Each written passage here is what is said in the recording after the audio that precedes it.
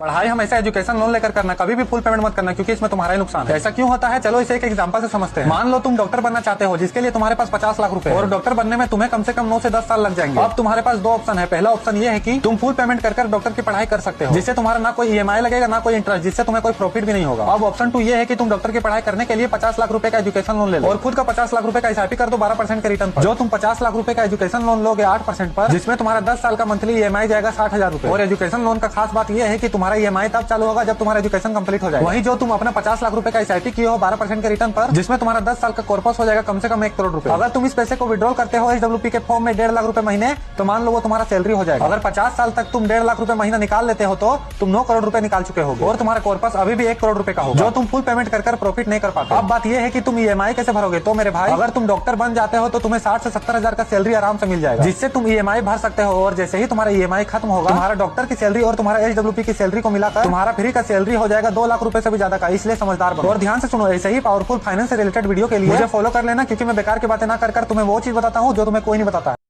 फिर आ गए तुम छटलन।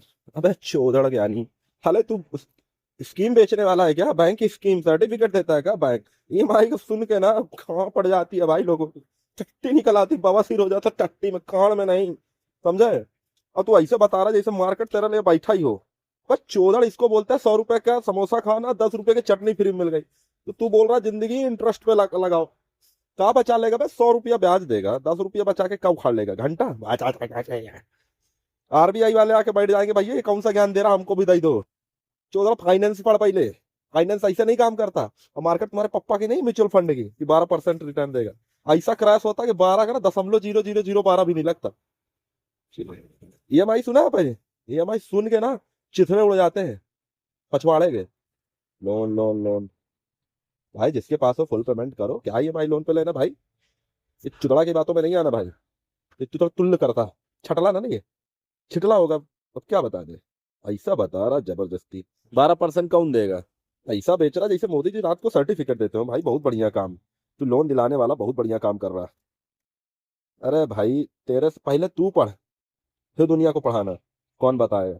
तुम्हारे जैसे गना चुदरा ना पूरे दुनिया की ऐसी तैसी कर दिए। ब्याज दिलाओगे 50%, इंटरेस्ट लाओगे 12%। बैंक गए हो कभी? लोलर।